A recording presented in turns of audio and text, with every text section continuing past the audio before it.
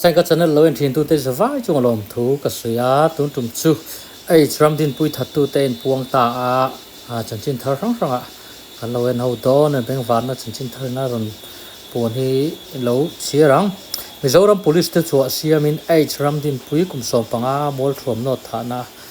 chung chang a lunglei police station case no 84 2026 use 103 Section A za sumli BNS noya thu boy chu lunglei police special investigation team SIT ten atira tangin uluk takin ma an lain an Chhui zel ti antar lang Mizoram police tarlan danin rin lel kai thei tu thil omte Chhui chian nan mi rang te ko ania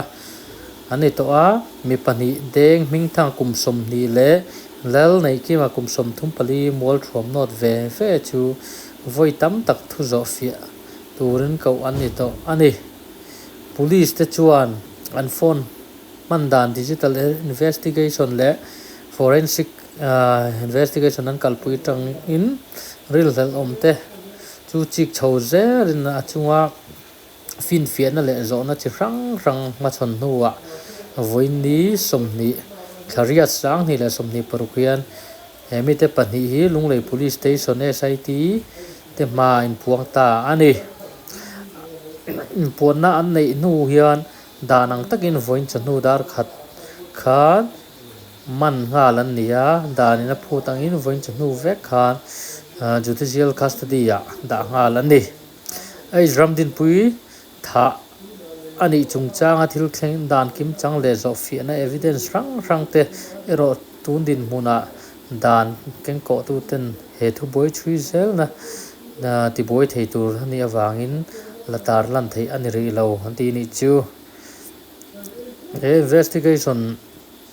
tual thana investigation kalmek ni in fin fiana evidence rang le akai noi thil te le Chhui zel ni na tu langin thu Chhuah siam zel ani yang mi pui te chu police Chhui tu te malak na ngai chang zel turin ma ni thua ma la mai lo turin an so mani apoi hle mai hetiang a tual thatu an ma ni khuwa kum som ni mi le kum som thum mi Pahnih na me che poi sei lo hetiang a rong tak men an tha na chan hi puan chen la ni lo ma sla enga thurukin thup na sa tak om ringa hetiang anga tual than tuna thinlung an pu hi ante mom hle mai poi sei lo nuna chanta ei Ramdinpuii chung te kan tor pui le mai tual thatu te riat ani to a tuna tang hun rei lo te an tha chan te engwanga that nge ni katianga engwanga ti nge ni ti te po an lain puang chho zel tura ngai la chet tok chung te kan tor pui le mai chu ti rwal chuan in kan police te pon fakom ani